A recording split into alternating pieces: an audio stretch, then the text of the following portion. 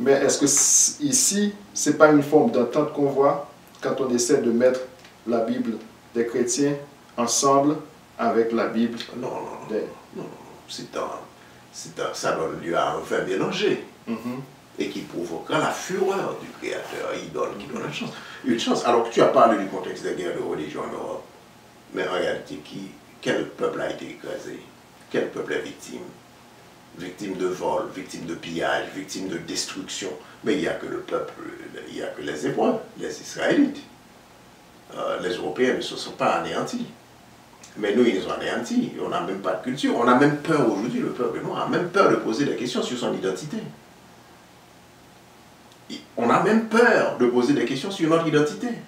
De peur d'être considéré comme apostate par des dénominations chrétiennes, baptistes, adventistes ou les autres.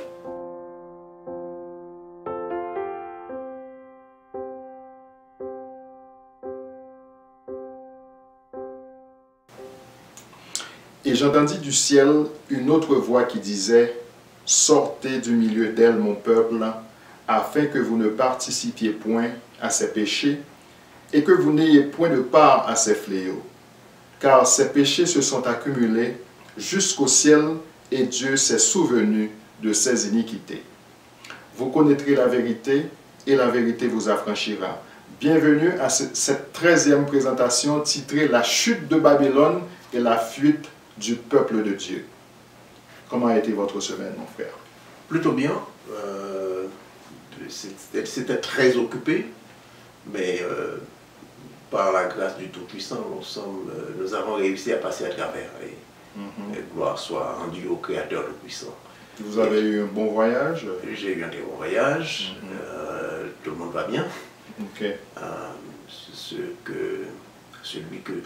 que j'ai visités se portent à merveille. On a vu la main du Tout-Puissant en œuvre, dans leurs circonstances, et je suis profondément reconnaissant, et je loue le Créateur pour son intervention et tout ce qu'il a fait. Alors, comment a été ta semaine?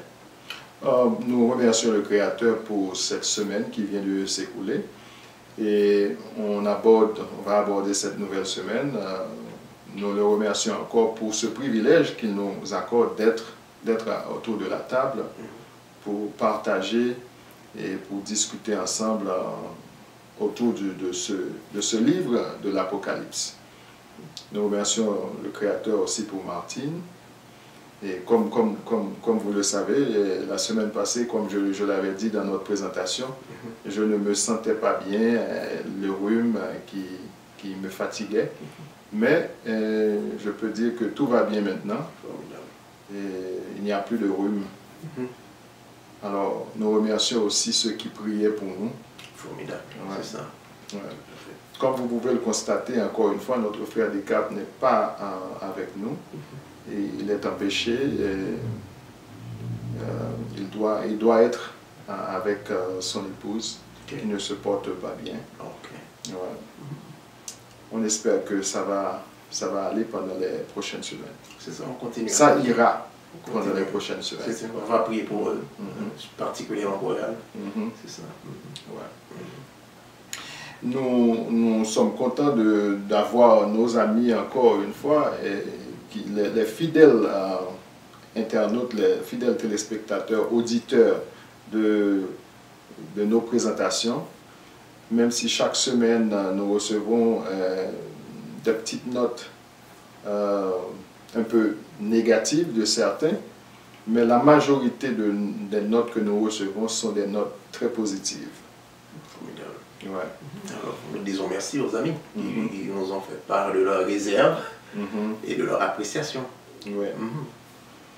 Eh bien, avant de commencer notre présentation, et la semaine passée, vous avez parlé, on avait dit que, on s'était dit que on va laisser nos auditeurs suggérer un livre pour qu'on puisse étudier ensemble. On n'a pas encore de feedback de nos amis. Et s'ils ne disent rien, on va choisir nous-mêmes. C'est ça. On aurait souhaité, la dernière fois qu'on est parti dans le livre de Théonome, Et des amis ont dit, on avait souhaité que vous fassiez ces choses, mais il n'avait rien dit à l'avance. Ouais. Alors on prend de l'avant maintenant, pour les mois d'avril, mai et juin, qui nous disent, voilà, quel thème on peut choisir sur un thème. Il est vrai que le piège de l'étude thématique, c'est d'avoir à traverser plusieurs contextes historiques. Et dans chaque contexte historique, un texte a une signification très spécifique. Alors, quand on veut montrer, alors, à moins qu'on aborde le thème dans son évolution historique, sinon, quand on bâtit des conceptions, des explications à partir de textes qui appartiennent à plusieurs contextes historiques, ça pose un petit peu de problème. Et c'est là le problème qu'on retrouve dans la plupart des doctrines des dénominations.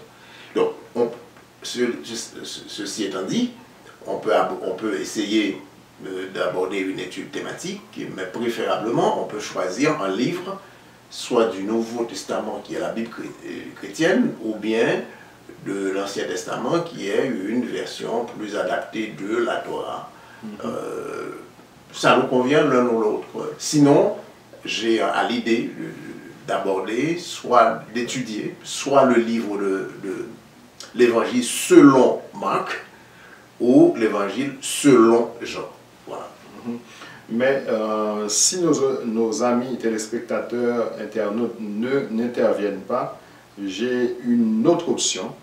Nous avons, disons, une autre option, c'est de proposer à ceux qui font partie du groupe Quête de vérité à travers WhatsApp.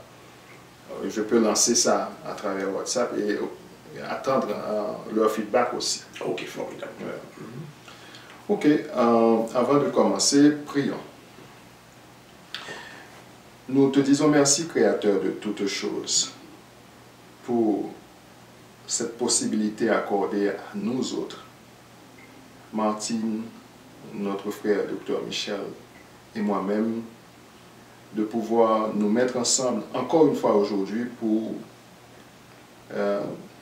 présenter cette étude, la 13e pour ce trimestre. Nous ne savons rien. Ta sagesse seulement peut nous aider à comprendre et à élaborer. Dirige-nous, Seigneur, Créateur Tout-Puissant, à travers cette étude. Parce que notre but n'est pas de dévier qui que ce soit. Notre but est d'aider, d'essayer de comprendre dans cette confusion qui nous a été présentée ou dans cette confusion où nous nous trouvons depuis très longtemps. Merci pour des lumières reçues déjà. Merci pour des lumières que nous allons recevoir dans le futur. Merci pour tout ce que tu as fait pour nous. Merci pour ceux que tu as bénis parmi nous. Ceux qui étaient malades et qui ont retrouvé leur santé. Et nous te remercions pour ceux qui vont recevoir encore la bénédiction de la guérison dans les semaines à venir.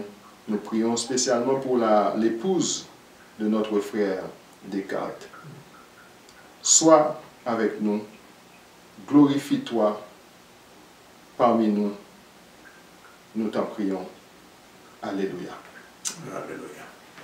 Encore une fois, chers amis, bienvenue à cette 13e présentation, la chute de Babylone et la fuite du peuple de Dieu. Comment on va aborder ce titre aujourd'hui, puisque on va regarder, vous avez dit qu'on va regarder Apocalypse 18, mais avant de le faire, est-ce qu'on peut regarder un peu les questions et commentaires de nos amis? Bien sûr. La première, j'aimerais commencer avec celui qui a partagé avec nous, 1 Timothée 2, verset 9. Alors, 1 Timothée 2, c'est le frère Jean, hein, je crois qu'il y a... non, Pantao, je ne sais pas si c'est un pseudo. Il a dit, mais attention, les amis, que dit 1 Timothée 2, verset 9? Alors, je vais lire 1 Timothée 2, verset 9, ensuite on va essayer d'élaborer. Je veux aussi que les femmes vêtues d'une manière décente, avec pudeur et modestie, ne se parent ni de tresses, ni d'or, ni de perles, ni d'habits somptueux. Alors, on nous dit que c'est l'apôtre Paul qui parle dans 1 Timothée 2, verset 9. Et ça s'explique ici, il a dit « je veux ». Il n'a pas dit que Dieu veut. Comment vous comprenez ce texte? Bien noté. C'est un auteur qui parle. D'ailleurs, ce livre est probablement l'un des livres du canon de Marcion.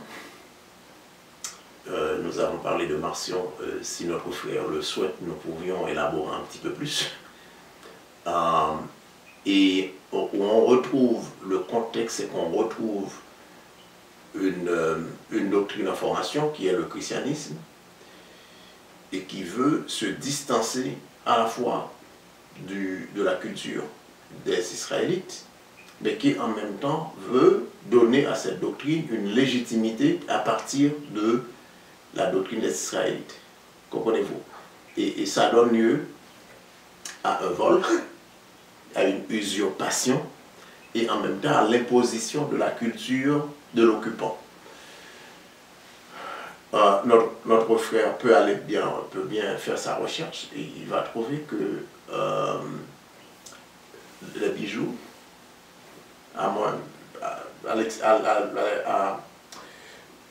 comment dirais-je, le tempérament que nous avons introduit au chapitre 17 la semaine passée fait sens. C'est qu'on retrouve des bijoux dans la parure de la plupart de personnages très douteux, des personnages du genre féminin, comme Jézabel, comme cette femme d'Apocalypse 17, qu'on va voir parier, mais ça ne veut pas dire que les bijoux ont été interdits dans le temps d'Israël. Alors, je pense que ce texte du canon qui sort d'un livre dont l'origine est douteuse, et où l'auteur impose sa perception selon sa culture, et ça ne peut jamais annuler l'ensemble des prescriptions qui ont été données soit par des prophètes ou bien par Dieu lui-même dans le temps d'Israël. Il faut savoir que la formation, je vais le répéter, la formation de la doctrine chrétienne se fait justement en prenant la distance apparemment d'Israël, c'est ce qu'on appelle la déjudaïsation. La déjudaïsation, et en même temps, on continue à voler le contenu. Et ceci se fait aujourd'hui encore, où les gens vont chez toi, ils vont voler ce que tu as de bon, de précieux dans ta culture, et ensuite ils vont laver, nettoyer, qui vont dire que c'est leur culture, mais en même temps ils te méprisent, te rejettent. Alors, je lui dis de faire attention à aller chercher un petit verset isolé sans regarder le grand contexte et à dire, écoutez, je trouve un petit verset qui dit le contraire. De toute façon, comme on l'avait dit tantôt, les chrétiens n'ont pas de problème avec le port de bijoux. Mais il y a juste une infime minorité de gens qui ne portent pas de bijoux. Et c'est pas seulement les gens, les chrétiens, certains chrétiens qui ne portent pas de bijoux, il y a des gens qui ne sont pas chrétiens qui ne portent pas de bijoux. Voilà. Tout simplement. Voilà. Et dis-toi bien, est-ce que vraiment le bijou, on a dit que ça dépend de l'objectif. Mais il faut savoir que le port des bijoux, le maquillage, tout ça, ça ne rend pas une femme plus belle. Très honnêtement. Ça rend une femme plus superficielle. Et les gens sérieux ne sont pas intéressés à des personnages superficiels. Je pense que la simplicité, c'est la beauté. Donc, encore une fois, il y en a qui ont une perception contraire à la nôtre. C'est relatif. Oui, et puis, bon, c'est pas parce que quelqu'un porte de bijoux que ça rend la personne superficielle aussi. Oh, c'est en apparence. On ne fait pas juger du cœur les gens. Non. Non. Ouais. Mais de toute façon, le port des bijoux ne va pas me dire que la personne est bonne ou mauvaise. Ou mauvaise, oui, c'est Voilà. ça. C'est une question de goût et de choix. Ouais, aussi. Ouais. Une question culturelle. Culturelle aussi. Voilà. Yeah. Bonjour mes frères, je tiens à vous remercier pour cette 12e étude qui a éclairé ma lanterne et je comprends mieux pourquoi l'esprit de Rome ou le système est perpétué par l'Occident. À nous qui sommes réveillés, nous avons pour mission de prévenir, d'enseigner et de susciter l'esprit de recherche envers ceux de notre race. Béni soit le nom du Père de vous avoir mis sur mon chemin. Peu importe ce que vous allez subir, rendez à lui seul la gloire. Je vous avais demandé précédemment les références des 3 livres d'Enoch, mais j'avais oublié de donner mon adresse email. Bon, on a déjà envoyé ces livres, Okay. Parce qu'il nous a donné son adresse email. Alors, merci. Il les a déjà reçus. Merci de nous suivre et de nous faire part de votre appréciation, et nous apprécions toujours les commentaires qui vont dans le même sens que ce que nous avons vu, ou bien dans le sens opposé. Ça ne nous dérange pas, c'est le débat. Nous sommes à la recherche de la vérité, voilà. Il y a aussi un frère qui voulait, c'est le frère Jean, qui voulait un éclaircissement sur ces 2 versets. Marc dit à la 3e heure et Jean dit à la 6e heure. Et je vais lire. Marc 15, 24. Ils le crucifièrent et se partagèrent ses vêtements en tirant au sort pour savoir ce que chacun aurait. C'était la 3e heure quand ils le crucifièrent. Et Jean 19, 14 dit ceci. C'était la préparation de la Pâque et environ la 6e heure. Mais l'autre ne dit pas qu'ils l'ont crucifié. Voilà. Donc, il faudrait qu'on regarde ça de plus près. C'est pour ça qu'on hésite entre le trimestre prochain, étudier Jean ou étudier Marc. Je vais réserver un petit peu les commentaires sur ces 2 textes. Sinon, je vais dire à mon frère, en attendant, disons, je vais dire à mon frère que il y a beaucoup plus que ça à voir et à dire. Il y a beaucoup plus que cela. Et l'une des questions que j'ai discuté avec quelqu'un qui est passé ici me posait la question cette semaine, c'était la prophétie concernant le séjour des 3 jours et 3 nuits dans la tombe. Comme Jonas est resté 3 jours, 3 nuits dans le ventre du poisson, c'était la même chose. Mais en réalité, quand on compte, ça ne fait pas de 3 jours et 3 nuits. Alors, il y a bien des questions à débattre sur ces questions-là, sur l'origine des livres. Il y a beaucoup plus de consistances à relever. Il y a quelqu'un qui a fait une étude qui a observé un petit peu plus de 4000 contradictions. Donc peut-être qu'on devait regarder de ce côté-là. Mais attendez qu'on aborde l'un ou l'autre de ces 2 livres, on aura plus de discussion sur ces questions. Voilà. Ouais. Et maintenant, c'est le moment de passer à notre sujet du jour, la chute de Babylone et la fuite du peuple de Dieu. Alors moi, pour être un peu taquin, de quel Dieu on nous parle ici? Alors tu me pousses dans une problématisation qui risque de paraître très intéressant. Alors j'invite nos amis à retenir leur souffle un petit peu et à suivre ce raisonnement, qui est inspiré en bonne partie de ce livre qu'on a déjà présenté ici. Celui qui a écrit ce livre est un professeur de théologie au séminaire de théologie de Clermont et qui est très respecté dans son domaine et qui a écrit ce livre dont le titre est, si je le traduis, qui a écrit le Nouveau Testament. Au dernier chapitre du livre, il aborde une question du contenu culturel de la Bible. Et ce qui est très intéressant, il y a à l'intérieur du livre aussi une bonne discussion sur le livre ce livre-là, Révélation.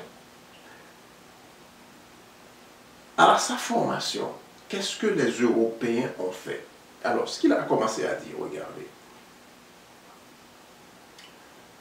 Avant 367, ou bien si on veut commencer un petit peu plus tôt, avant 325, qui est l'année du concile de Nicée, il n'y avait pas de Bible, il y avait les rouleaux en Afrique. Quand on parle de Jérusalem, on dit c'est l'Afrique. Je pense que nos amis sont d'accord avec ça maintenant, qui comprennent ça. Quand Constantin avait demandé, a décidé de prétendre se convertir au christianisme, il a demandé qu'on ait un livre.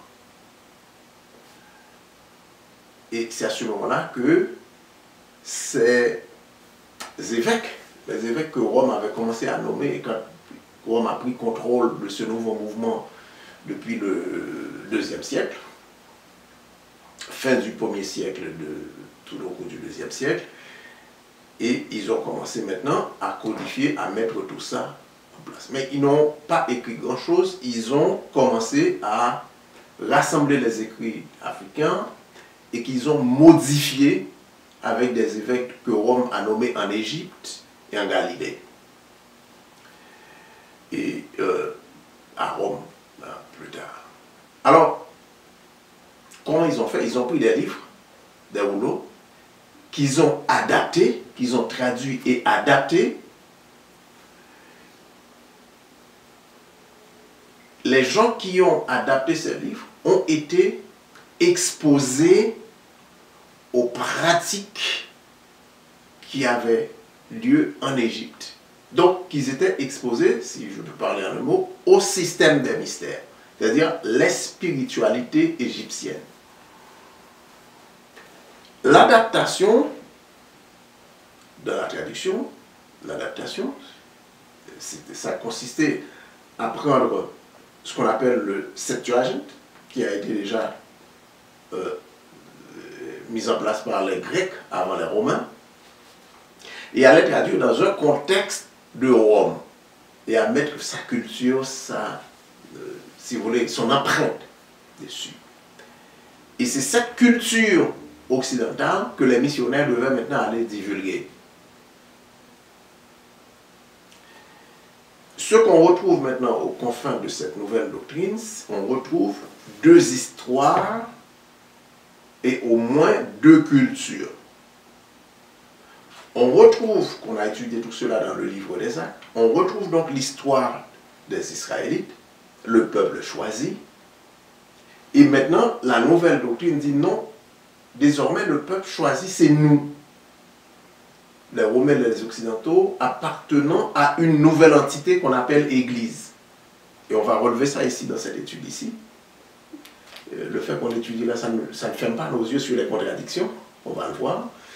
Et il y a une nouvelle entité, et c'est cette nouvelle entité qui est choisie, et ça s'appelle Église. Et c'est cette Église qui sera persécutée. On sait que ce n'est pas vrai. On va le montrer là. Et on l'a montré aussi dans Révélation. Donc, brièvement, on a deux cultures dans cette Bible. Et ces deux cultures-là sont en contradiction l'une avec l'autre. Ok.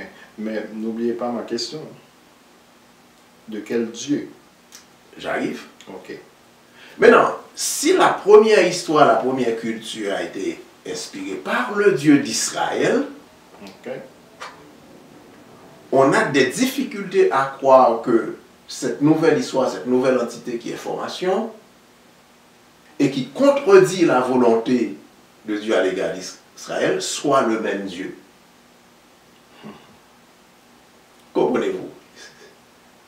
Je suis parti des deux histoires, des deux cultures, des contradictions entre les deux, et pour voir qui a inspiré la culture d'Israël et qui a inspiré la culture de la nouvelle entité, et la nouvelle entité qui a emprunté non seulement des pratiques qu'on peut appeler entre guillemets le judaïsme, mais qui a emprunté beaucoup au système des mystères et qui a emprunté beaucoup au système d'adoration qui avait lieu à Babylone. particulièrement la doctrine inspirée de Mitra, le mitraïsme qui est inspiré de ce qui avait lieu depuis le temps de Nimrod, et qui forme cette nouvelle entité. Maintenant, cette nouvelle entité est formée de quoi? De quel Dieu parle-t-on? Grattons un petit peu plus. Et cette nouvelle entité nous donne une doctrine, à tout le moins, hétéroclite. Une doctrine qui a des difficultés à se justifier et qui me semble être considérée dans le contexte de ce chapitre comme le vin mélangé de la fureur de Dieu. Donc ça ne peut pas venir de Dieu, puisque ça, apparemment, cette nouvelle doctrine hétéroclite est une abomination au Créateur, le Dieu d'Israël. Comprenez ceci. Alors la question, de quel Dieu parle-t-on? On parle du Dieu de l'Église. Il ne me semble pas que le Dieu de l'Église soit le même Dieu d'Israël. C'est très difficile de voir, ou bien de conclure, que le Dieu d'Israël soit le même Dieu que le Dieu de l'Église. Alors, quel est ce Dieu-là? On ne va pas le qualifier. Essayons les doctrines, essayons de le voir dans les faits. Il y a des gens qui vont se trouver choqués, mais parfois c'est dans le choc qu'on va rechercher la vérité. Et nous ne proclamons pas la vérité, entre guillemets. Nous sommes en train d'encourager nos frères, nos sœurs à rechercher la face du Créateur Tout-Puissant au-delà des frontières de ce qui a été promulgué, parce que dans le siècle occidental où nous avons été convertis de force au christianisme, nous ne voulons pas voir au-delà. Nous ne voulons pas croire qu'il y a une histoire différente qui se passe en Afrique. Nous ne voulons pas suivre Israël dans sa terre natale, en Afrique, en Éthiopie, en Égypte. Et nous sommes confinés dans ce que la colonisation nous a apporté, soit à travers l'islam. Ceux qui sont dans l'islam sont confinés. On a parlé de cette enfermeture. On est enfermé soit dans ce christianisme, soit dans l'islam, et on ne veut pas regarder au-delà, à la recherche du Dieu Tout-Puissant. Alors, avant d'aborder le chapitre 18, il y a quelque chose que vous dites souvent. Il faut demander à notre Créateur de nous montrer sa face, ou bien de rechercher sa face. Il faut rechercher sa face. Quand vous dites rechercher sa face, qu'est-ce que vous voulez dire? Est-ce que nous allons voir sa face, puisqu'on nous dit qu'elle est esprit? Et comment rechercher sa face pour nos auditeurs et téléspectateurs? Je crois beaucoup en la prière. Je crois beaucoup en l'humilité, sachant que je suis parfaitement ignorant, je ne sais rien. Je crois beaucoup dans l'étude, j'examine toutes les sources et je retiens ce qui est bon. C'est ce que nos amis refusent de faire. Pas des amis, je n'accuse personne. Bon, en tout cas, c'est ce que nous, à certains moments de notre progression, certains refusent de faire. Je prie, je lis tout et je retiens ce qui est bien.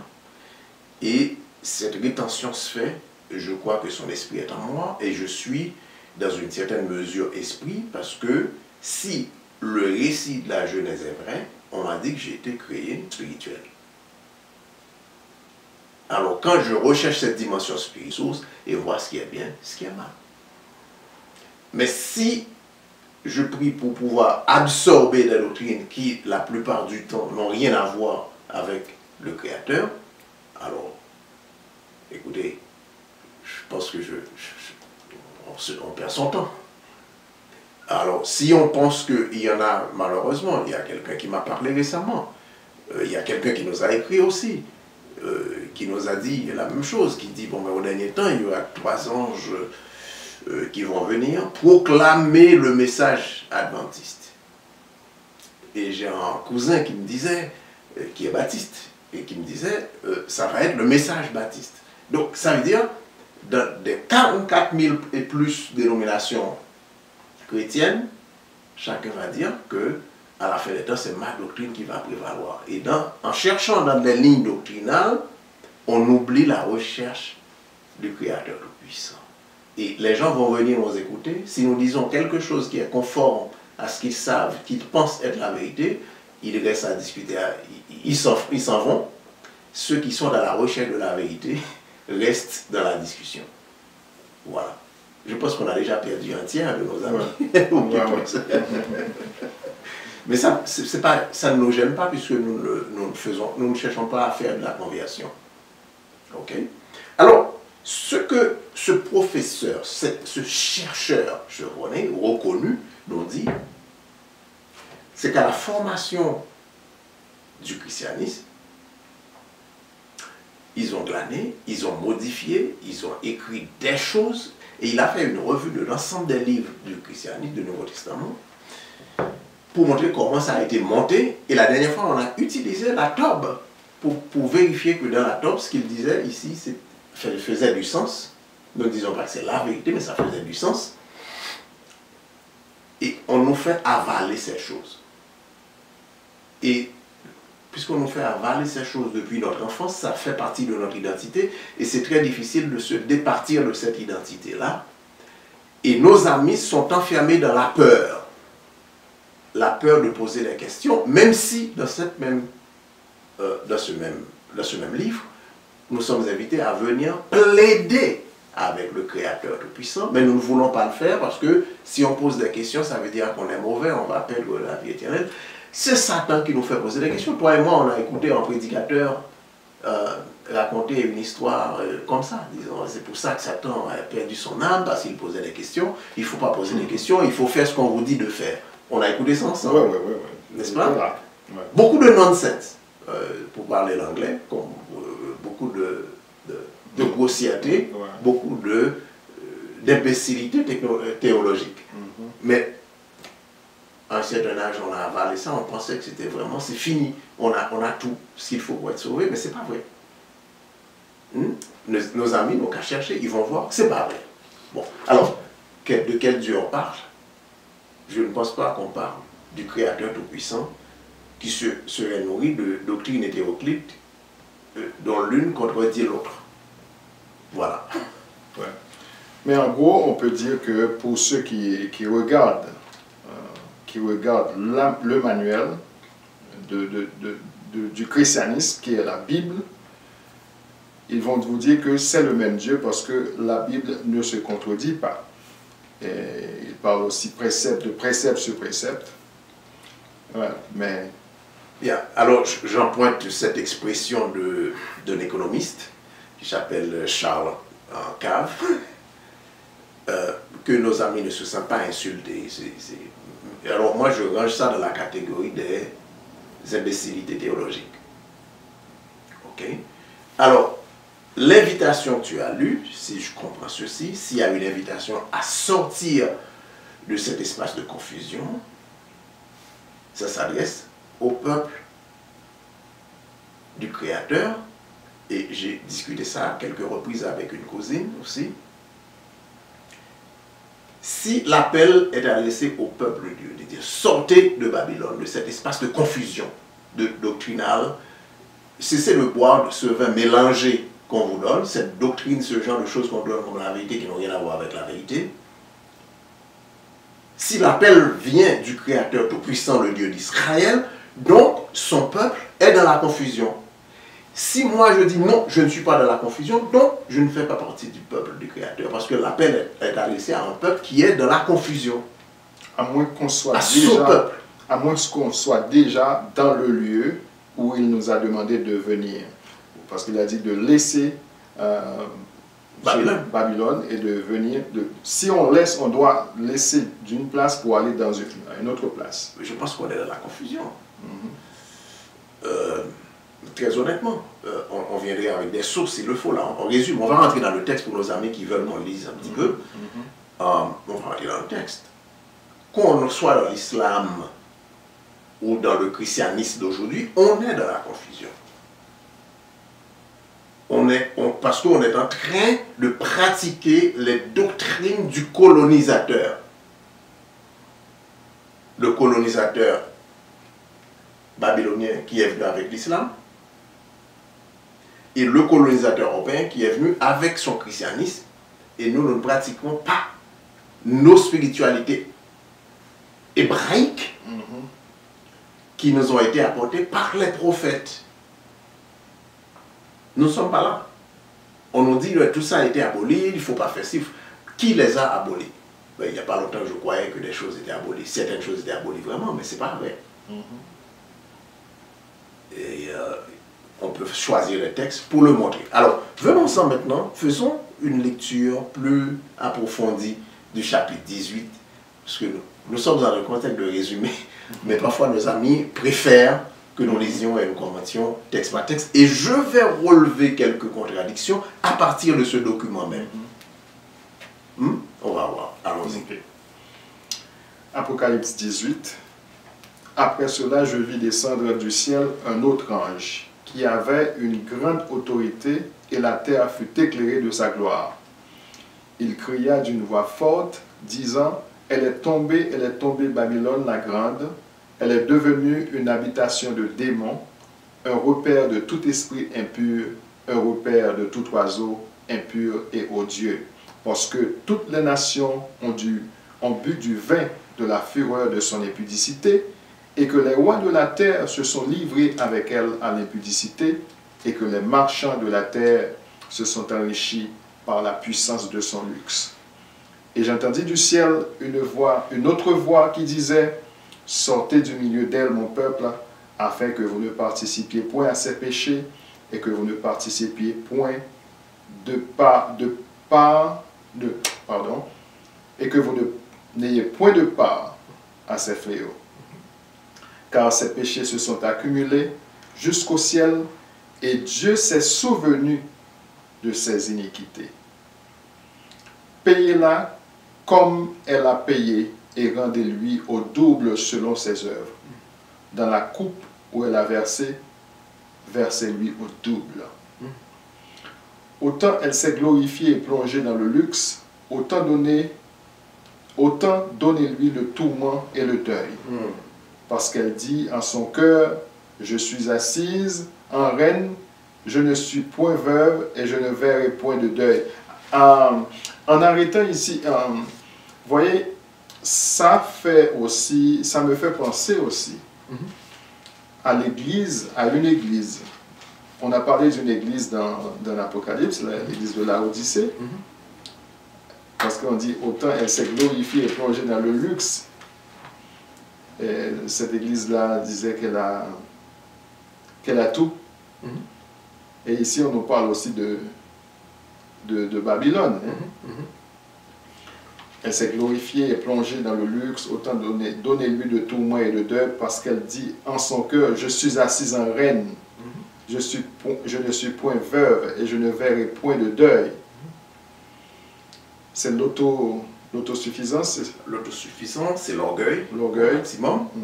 Et il n'y a aucune trace d'humilité. C'est de proclamer qu'on a la vérité, qu'on a tout, qu'on sait tout.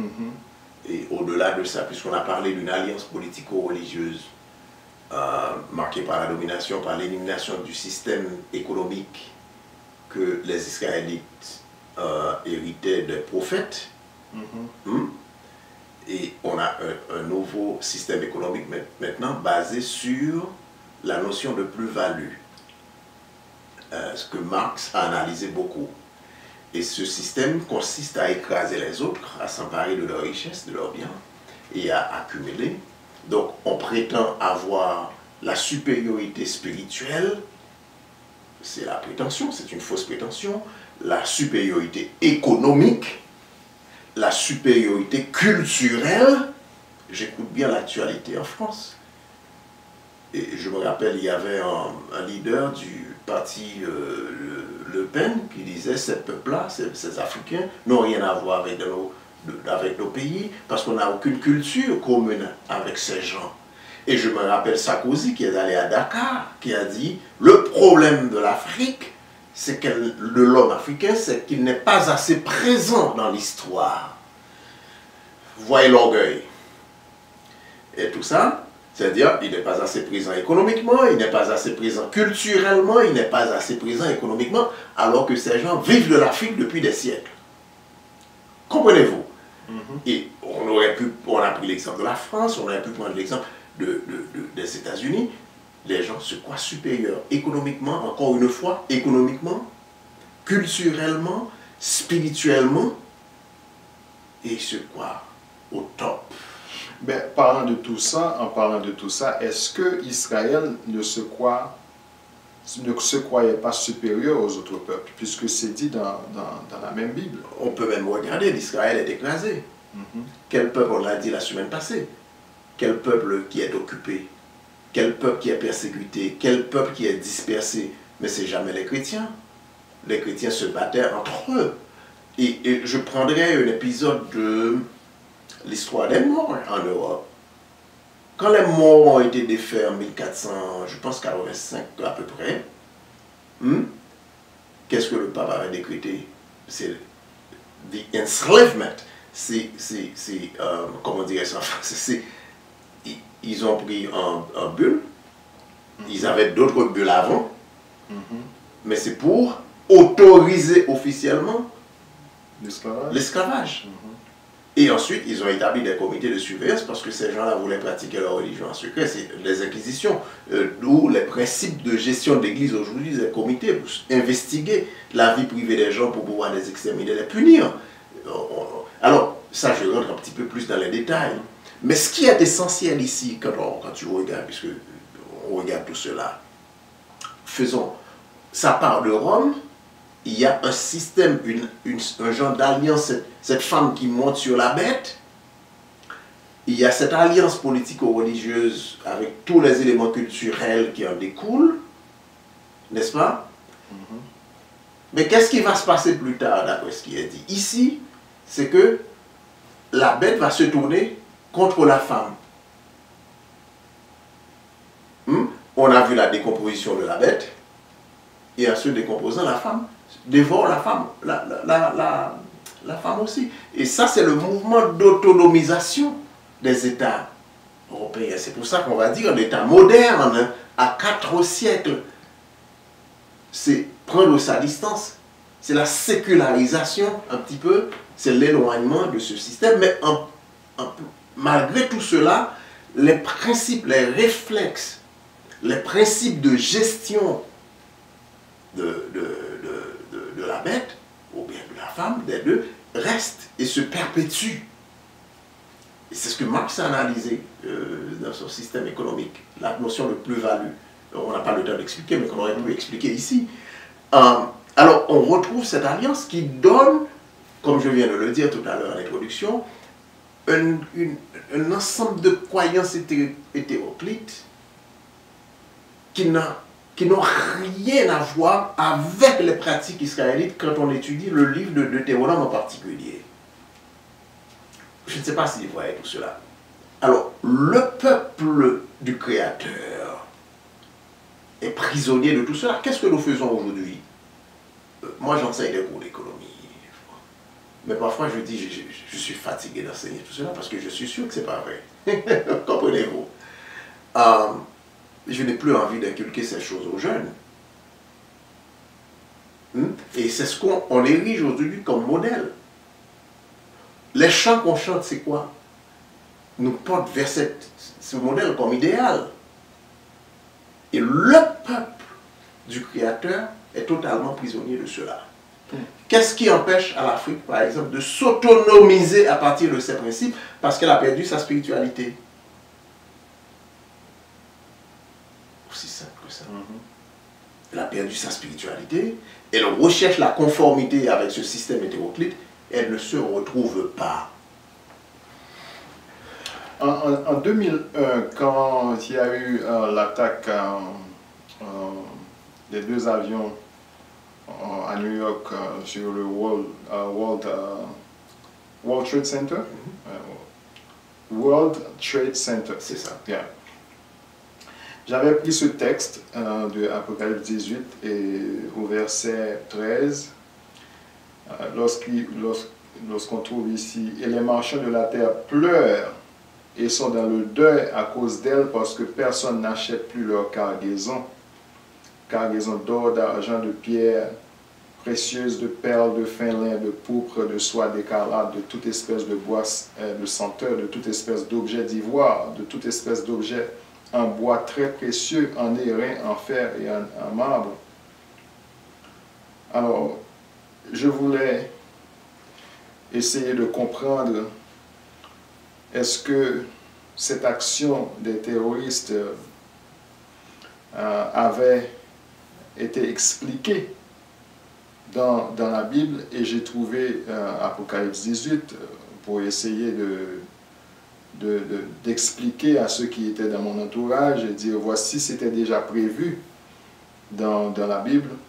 Et là, vous me dites que ces choses-là sont attribuées à Rome, qui est nommé, disons, qui est appelé Babylone dans l'Apocalypse. Et vous m'avez parlé d'une note de bas de page dans la Bible Jérusalem que vous utilisez, et qui est en contradiction un peu avec la note de bas de page dans la Bible Andrews. Est-ce que vous pouvez me parler vous pouvez dire ça pour les auditeurs, vous pouvez le lire? Ben, alors, on essaie de baliser un petit peu plus près. Alors, si l'on retrouve au verset 10, 9-10 du chapitre 17, qui nous parle des rois, des 7 cornes. Alors, on nous explique ici, ce sont les 7 rois, dont 5 ont passé, l'un vit et le dernier n'est pas encore venu. Une fois là, il faudra qu'il demeure un peu. Ok? C'est-à-dire, 7 ont passé, vous êtes passé, maintenant le dernier n'est pas encore venu. 7 ont passé, l'un est et l'autre va venir. Quand le 7e va venir, il faut qu'il reste un peu. Quand dans la bête qui était et n'est plus, elle-même fait la 8e, l'un des 7 cependant, il s'en va à la perte. Je lis la note de référence à cela, il dit 7 empereurs romains dont le 6e règne actuellement. Donc, on a introduit un tempérament pour pouvoir rendre le texte plus élastique, maintenant imminent, même si on dit que c'est imminent. Il se produira, on parle à l'écart, on dit des pécheurs, ces prostitutions viennent du système religieux du christianisme et l'islam qui s'en est inspiré aussi. N'en déplaise à nos amis musulmans, ils doivent faire l'islam. Okay? Et ensuite, quand je regarde ici par rapport à la question que tu as soulevée, j'utilise ici la Bible commentée, je le dis, de l'université Andrews, qui est d'accord que la Babylone à laquelle on fait référence ici, c'est Rome. Cette Bible en anglais va ajouter que, mais à la fin des temps, il y aura une autre Rome. Il y a une autre Babylone, excusez-moi. C'est un petit peu... Et même la chronologie pose problème. Bon, si l'Apocalypse ne se réfère pas à notre temps, et c'est déjà passé, à quoi doit-on s'attendre, nous qui vivons, entre guillemets, comme certains aiment le dire, dans les derniers temps? Écoutez, l'identité de ce peuple a été effacée, mais on sait qu'avec les recherches récentes, on sait où se trouve ce peuple qui a été soumis en esclavage. On sait qui ils sont. Tout le monde sait. En réalité, ils ne veulent pas le dire. On se retrouve maintenant avec le travail des missionnaires. On en a parlé déjà, si nos amis oublient. S'il y a un appel à sortir de cette spiritualité composite, nos peuples se retrouvent soit dans l'islam en grand nombre, soit dans le christianisme en tout cas grand nombre. Regardez le Nigeria par exemple. Et ça nous met dos à dos. Et l'appel, c'est de retrouver les spiritualités dans ce genre de mélange. Par-ci ou par-là. Puis, se concrétise la fin du système. En Europe, il y avait des guerres. Le protestantisme, deux grandes branches de l'Église chrétienne. Alors, pour retourner à cette question, est-ce que si on sert le même Dieu, où le conflit fait partie de la vie humaine? Ben, ça a été une des guerres d'influence, à tout le moins. Mais en réalité, le protestantisme, le catholicisme, mais qui a Mais il y a eu des morts, il y a eu des victimes. Oh ben oui, c'est ça, c'était... comment dirais-je, c'est des pierres collatérales dans le... Mais ils s'entendent, non? Ils vont ensemble, ils marchent de pair. Mais je m'excuse encore de retourner vers ça, puisque ici on nous montre qu'il y a une Bible chrétienne, le Nouveau Testament et l'Ancien Testament qui est la Bible des Hébreux, disons du peuple. Mais est-ce que ici, ce n'est pas une forme d'entente qu'on voit quand on essaie de mettre la Bible des chrétiens ensemble avec la Bible Non. Ça donne lieu à un vin mélangé. Et qui provoquera la fureur du Créateur, idole, qui donne une chance. Alors que tu as pas quel peuple est victime? Victime de vol, victime de pillage, victime de destruction. Mais il n'y a que le peuple, il n'y a que les Hébreux, les Israélites. Les Européens ne se sont pas anéantis. Mais nous, ils nous ont anéantis. On n'a même pas de culture. On a même peur aujourd'hui, le peuple noir a même peur de poser des questions sur son identité. Qui est victime de ces persécutions, de tous ces problèmes-là? Le christianisme est la religion du Créateur. Pierre. Qu'est-ce qu'on voit aujourd'hui de les autres? Tu connais un pays sur la terre où le noir n'est pas détesté, n'est pas persécuté, où des groupes de skinheads ne se sont pas formés pour détruire les noirs, où le système politique sont tolérants? Mais partout en Europe. Dans le système, le christianisme, c'est un système qui a écrasé l'islam. Et aujourd'hui, on te dit, bon, ben, les 12 tribus d'Israël sont en Europe, partout. Où c'est en Europe? Mais l'histoire est là pour établir la fuite d'Israël. N'est-ce pas? Demander à un arabe, tout ça, il va dire, bon, mais tu étais un peuple sauvage dans les bois, ce nouveau système hétéroclite, ce nouveau système spirituel, tout est dirigé contre le noir. Alors, au milieu d'elle, mon peuple, là, il y a un peuple qui appartient. C'est composite, de cette spiritualité composite. Alors, on peut dire, ce peuple se retrouve dans un système établi. Et comment ce peuple va pouvoir sortir de ce système? Il y a comment doit-on sortir de ce système? Il y a quelqu'un qui a posé la question. Je pense que le premier commentaire qu'on a eu sur YouTube, c'est quelqu'un qui a dit, écoutez, nous qui sommes éclairés, nous avons pour devoir de Tanganyika, j'ai vu le président du Ghana prône la séparation avec l'Occident. Et si on ne fait pas ça, on ne s'en sortira pas. Et c'est temps, on a fait une analyse macro cet après-midi. On n'est pas rentré dans le texte petit à petit. Ce sera très difficile. Ce sera très difficile parce que l'Afrique, par exemple le Congo est à 80% chrétien. 80%. Et même la Tanzanie, je ne connais pas la statistique de la Tanzanie, mais à l'œil nu, on peut voir le Congo, on voit ça. Comment doit-on faire? Je ne sais pas pour l'Afrique de ça. À 90% de... Bien, j'ai regardé cette semaine, alors très rapidement. Le musulman, je dirais. J'ai regardé cette semaine une présentation du professeur de l'empereur Haïlé Sélassié, qui reprend les appels à l'unité de Silvano Olympio, et qui reprend les appels à l'unité de Mohamed Kadhafi, les appels à l'unité de Félix Houphouët-Boigny, et je pense que la jeunesse africaine se réveille.